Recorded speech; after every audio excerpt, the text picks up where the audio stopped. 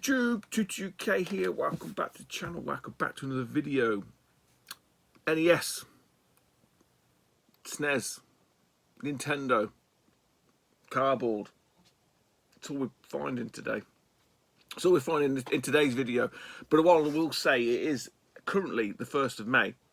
I'm not sure when this video will go up, but on the 21st of May, we'll be stalling out at the Birmingham video game market.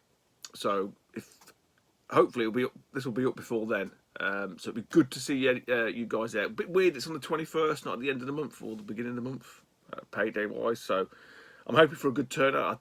I think there's a few people that said they're going to rock up, so that'd be good to see. And yeah, I'll be stalling out with Daz McGowan. Some of you will probably know him from YouTube. He's been in the comments forever and a day, a bit like Dylan, Hypersealed X used to be. So yeah, there'll be new wares. There'll be a new victim to leech off for all you guys there. Love obviously new and wonderful stuff that's never been seen. I would hope. So yeah, interesting times ahead. If there's nothing else, and then we've got the Nottingham Video Games Expo. I can't remember when that is. I'll put the details down below anyway. Fob and myself did that last year. That was a really good weekend. This time it's only one day, so on the Saturday, and it's moved locations. I want to say like the Belgrave or something. I don't know, something like that. It's a new place, bigger, better, shinier, etc. I know a few people are going to that already. Gold Tooth is did a video on that, so yeah, it'd be something different. I say it's not really a market; it is an expo, but. You know, there are going to be stalls there. I'll be there. I think Sore Thumbs is Lee's signed himself up to go. So yeah, there's 2 things in the bag already. There may be more going forward to see if we scare Daz off after Birmingham. But what we've got today, I say it's just Nintendo heavy. So if you're not into your Nintendo cardboard, fuck off now. Don't know what you're doing on this channel anyway. Do one. But we'll go through it. CEX and eBay, but we have got some Super Nintendo actually, still Nintendo cardboard, Super Nintendo, the mighty Snes, 2 games I say off of CEX here. One came complete, one didn't. I had to source the manual separately. Not very expensive. Seen them on there, thought we'll have a punt. First one up that did come sealed is Revolution X, which is the Aerosmith arcade port. I do believe you can use the scope on this. I think you can use the scope. But yeah, really not a great game. I'd never played it in the arcades, to be honest. It never really appealed to me. But by all accounts, not a great game. But the box it's honest. It's got some wear. It's had an iron. Did I have to fix it? Oh yeah, it had a dink. A dink there, look. I said this before. And it's not a surprise, really. You know, there's people that buy off CEX just to flog on eBay and stuff. But it just makes me laugh that if you're a collector for I think this is like 22 quid. And it's complete. And I'm sure it came back into stock. And I've had this a few times. And I think I've talked about this a few times. There's obviously people out there that are buying these to sell them. And when they're not in, like, initial selling condition, they send them back. Which is great. It works out fine for me. But it just makes me wonder. It's just like... Oh man, I hope something else comes along that they can fucking leech off, to be honest. But each to their own, everyone's got to feed the kids and all that kind of stuff. Man, I got 5 kids to feed. One, again, I don't recall seeing this come in and then go out and come back in again. So I must have just been the first one to manage to bag it. It has got some damage to it. I had to source a manual from Germany, I think, for a couple of quid. It has got a dual release come out on the Mega Drive as well. It's Beware of the Ultimate Evil of Warlock. So, again, a game I'd never played. It's got looks like where it's been opened in a box, like a box cut has gone across it. Side-scrolling platform adventure, I guess. But I say I've got the Mega Drive version. Never played it. Anybody played this? Is it any good? You know, from the front, I always thought it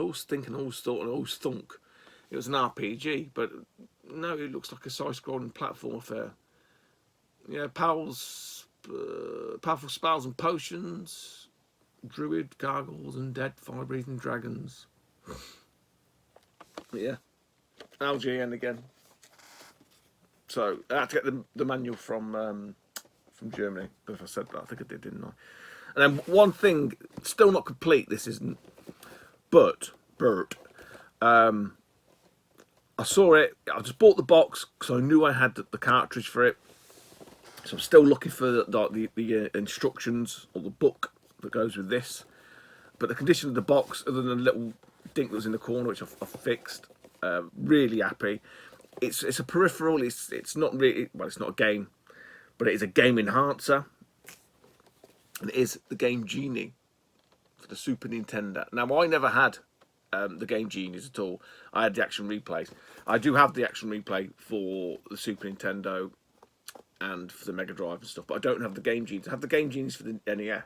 So again, it's just like a little thing. I was always into these. I always used to tinker with the games, you know, not just cheating with them, but like just fucking with the game code, do weird and wonderful things. I think I've mentioned this before. Yeah, the only thing that was letting this one down is a little dink in the corner there, which I've kind of put a bit of glue on. But the box of this is fantastic.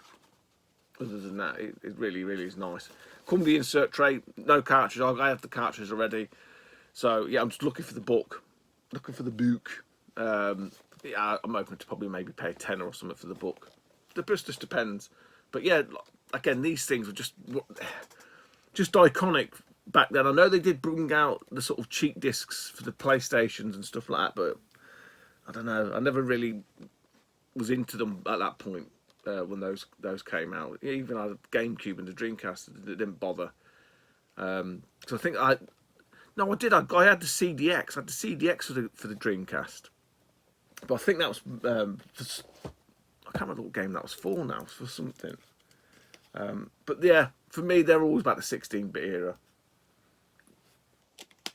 Right, onto some Nintendo. Again, I'm not going to spend too long on these guys because I've showed you these already, technically. These are just all box upgrades. And once more, I won't show you a game unless it's complete. So, you know, I'm not going to go through it and just keep you here for hours and hours. There's a mixture of CEX and eBay. I've had them to resort to eBay on a few occasions. Not because, you know, like availability or price. It's just a bit of both. Obviously, CEX don't allow you to use PayPal anymore, so you can't do the old paying for 3 jobby where you can on eBay. So sometimes, again, I've discussed this before. CEX is great, and you know, the haters are going to hate. I don't give two fucks. It's boring. It's boring. Seeing the same boring people doing boring videos about bashing CEX. It's boring. What it does and what it doesn't do is it's well documented. If you don't know, you're stupid and you shouldn't be using it. And sometimes the pricing, there's really little comparison between that and eBay. So you might as well go to eBay because you can see what you're buying. That's how I've always looked at it. And yes, some people would argue, well, if you're using CEX, you should only use store credit. Sometimes not. Again, it varies, and your mileage may vary. But what we've got here from the old CEX, I'm sure this was from CEX. It come without a manual. Yes, I wouldn't have bought it if it didn't have a manual from eBay, because there's no point. So this was definitely from CEX, missing the manual. I sourced the manual from eBay, bizarrely enough. Yeah, these are not new purchases. These have probably been on the shelves for fucking months and months and months. Some of them longer than others. But one that I was missing, clearly, because that's why I bought it, Xevius. Now, Xevius is one of these games as well that has this inbuilt hang tab. That's fucking nightmare. Because if they get damaged, it rips all the label up, and it jacks the whole thing up. So if you can find one with an intact back, all power to you. Xevius top-down shooter, obviously. When I bought this, when I got this from CEX, again, like I said, I kept it because the box is so nice. And I remember at the time when it come through, I thought, I'll see if I can find a manual on eBay. Nah, there was none to be had. And then again, like just randomly, months later probably, one popped up, UKV, boom, in the bag. There we go. So we've got Xevius complete there. Another one, slightly uncommon, I'd say. It's not a great game, so hence probably why it's less common, I suppose. Sort of Desert Strike meets Top Gun meets F-16 Falcon, Ultimate Air Combat by Activision. Get all complete from CEX. Nice square box. Yeah, just look half decent. I mean, I'm a fan of the Strike series anyway, so anything that's Desert Strike, Jungle Strike-esque will always intrigue me. And again, another great buy from CEX. This is. I'm not sure how it fares on the NES in terms of controls, but it's Smash TV. I love it. I'd buy that for $1. If you don't know Smash TV, you've got no business being on this channel. But in terms of how it fares on the mighty NES, I do not know. Again, fantastic condition. Some of these, I think most of these were bought with credit. I'm sure they were bought with store credit. I don't recall using any cash of late. This one was touch and go. And again, I think this went out, came into CX, went out and came back again. So I snapped it up, and I could see why. And again, I think very similar to Revolution X. Someone must have bought this thinking they can flip it on. It's just one of them weird games you don't see too often on eBay either. And when you do, it kind of goes for a bit of a price, not like massive. You know, I'm not talking hundreds of pounds here. So when it come through, it looked really bad. It did look really bad. Now it looks half decent. Still looks probably bad. Some people probably wouldn't touch the barge pole, but for me, it's fine. It'll do. And it's Robo Warrior. Jaleco. I've had that conversation before. Yeah, a bit of a shooter, top-down, isometric platform, not isometric, platform shooter. Now, this was smashed up in the corner. Don't know if you can see that there. Now, my thinking was it's going to be on the shelf. You're not going to see it. The side was a bit smashed in, but not massively too bad. The top was the worst. So the actual inside was like hanging off. But again, I've get my technique down. I don't need so many plasters now, Stodge. So I'm refining my technique. But I say once you've, for me, it's not too bad. And it was complete. It was. I should add that it was complete. So my thinking was, it's got the manual. The manual's one of the trickiest things to get. I can always keep an eye out for a box. You know, if I get a box and manual, upgrade the box. That's always my train of thought. So sometimes I'm just happy that there's idiots out there that don't know what they're doing. They just want to flip a couple of games for a quick buck, which is fine. Like I say, I understand that. Doesn't help the hobby too much, but it is what it is. Right, the last one from CEX, and again, this didn't have a manual. The box is in pretty nice condition. So I sat on it, kept it. Manual popped up with a cartridge, I believe, which I snapped up. You know, I'm looking to maybe five-ish pounds, maybe 10, depending on the game, for a manual. Which it's a lot of money, but once you piece them together, they kind of like solidifies the value a little bit. We're talking about Adam's Family. In old man. Classic platformer. I still don't really understand what you meant to do. I mean, I had this played it on the Amiga, but it's really on the Super Nintendo that this was really played for me. It just seemed a really odd platform game. But I say was missing the manual, isn't now. It's in there, obviously. And another Ocean title, or the first Ocean title, but another one to add to the collection. Right, now these are eBay. Paid real money for these. This one was an absolute fucking Billy bargain. I think I paid 15 quid for this. I can't remember how it was listed.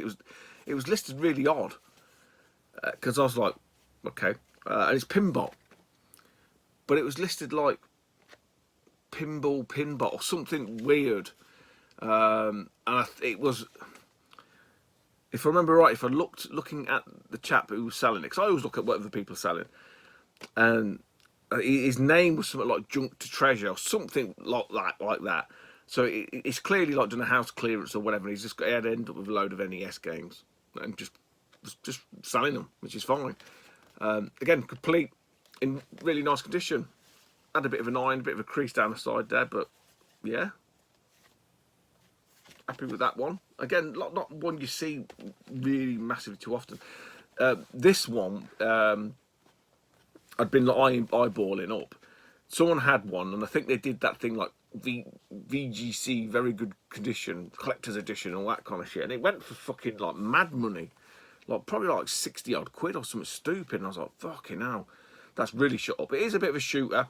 I want to say it's like SDI and the Master System fucking game, and I always forget its bloody name. Global Defense. Look, reminds me of both of those games to some degree, and it's To the Earth. I bought this for 35 quid, all complete, getting it in quite nice condition, because I just thought this is going to be one of them games that just goes fucking stupid again. Again, not the thing with the NES, you see the same games quite a lot, and there's some that I don't think they're overly expensive, like this, not megally expensive, but they just don't appear as often as you think. N64, there's a lot more N64 out there than you actually realise, because you know, when you're sort of checking listings like I do, like you're a sad bastard, you can sort of see what gets listed when. And the volume of N64 that gets listed it outweighs SNES and NES easily. But there's more NES than there is SNES as well. So I don't know if it's because there's just less of the SNES or just more people are keeping older stuff like me. Right, the last two,